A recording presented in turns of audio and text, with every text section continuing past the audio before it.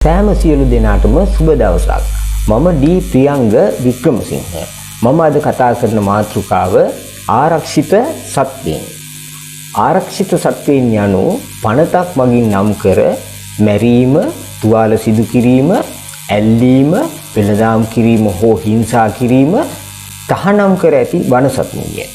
ශ්‍රී ලංකාවේ පනත් හා රතු දත්ත පොත මගින් ආරක්ෂිත සත්වයන් ලෙස ලෝක මට්ටමින් නම් කර ඇති සත්වයන් වන්නේ ශ්‍රී ලංකා වනාලියා, දිවියා, වලහා, දඩුලේනා, හෝතඹුවා, වඳුරා, රිලවා, කබල්ලෑවා, තලගොයා, මීමින්නා, ගෝනා, හැලිමුවා, ඔටුවා, ශ්‍රී ලංකා මයිනා, වලිකුකුලා, සේරු, බස්සා, මුහුදු කැස්බෑවන්, කිඹුලා, පිඹුරා, සියලුම ආවේනික ගෙබි වර්ග හා ලේතිත්තයය.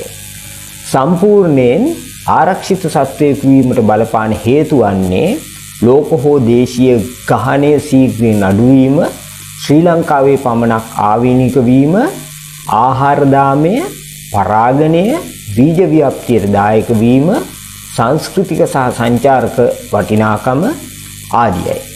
මා මෙහි ඉදිරිපත් කළ සියලු කරුණු මෙහි පහත දැක්වෙන ව්‍යාචනයට යටත් වේ.